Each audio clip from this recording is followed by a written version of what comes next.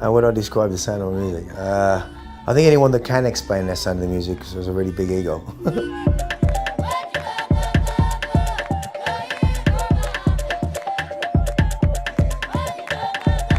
I think drum and bass music in the purest form, I don't think it's ever really going to be I don't think we'll ever be understood properly. I don't think it needs to be. I think it's like graffiti, you know, wild style graffiti. That's what street culture brought to the arts, if you like. I think graffiti did for the contemporary art world what drum and bass did for electronic music. It's sleight of hand magic for me.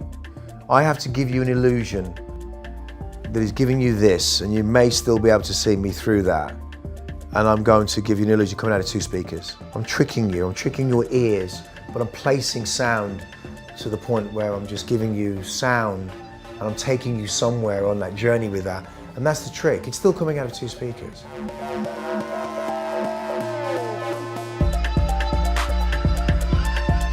Well, I think subjective suits itself to the listener that wants to hear, as opposed to the person who's just listening to music.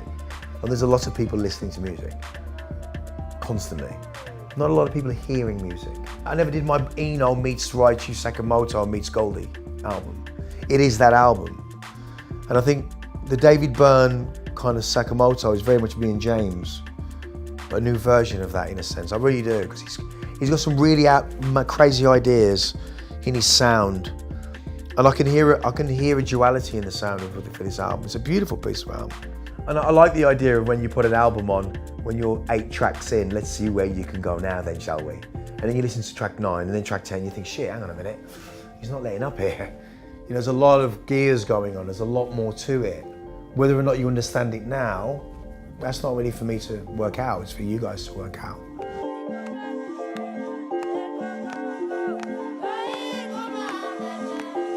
I've always chosen never to engineer.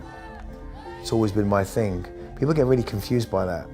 They don't understand the idea of arrangement and the idea of painting a visual picture from A to B, creating different strands within the build. So you have to explain to the drummer. I've got to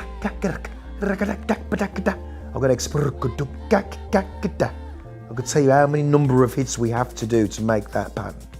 And then that is on the rim, on the rim, kick, drum, hi-hat. You know, so there's a whole other world that I have to manage in my head going into a studio. They have to be outlined completely. You know, I do tend to be very Kubrick in the studio, and I do venomously push engineers to the fucking limit. You know, I've got a set of ideals that need to be executed this way, and this is the shape.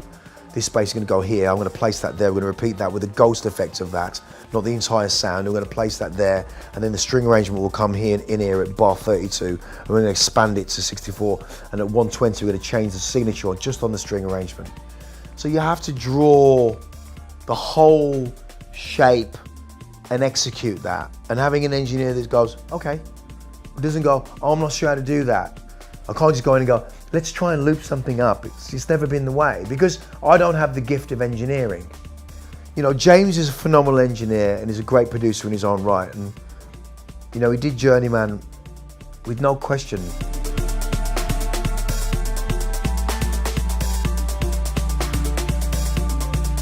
My favourite piece of equipment has always been the HF 3000 harmonizer.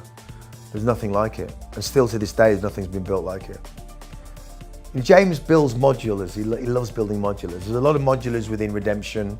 But I think the HF harmonizer still is the greatest piece of equipment ever made, I think. You can set a mic up and just throw a pebble into it and create so many sounds.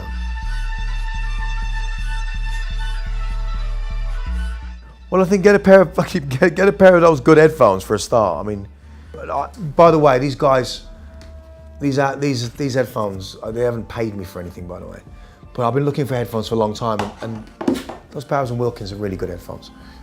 I've never heard my sound so good. It sounds like when I've printed it in the studio. it sounds like it's supposed to sound that. Okay, that's how it sounds like in the studio.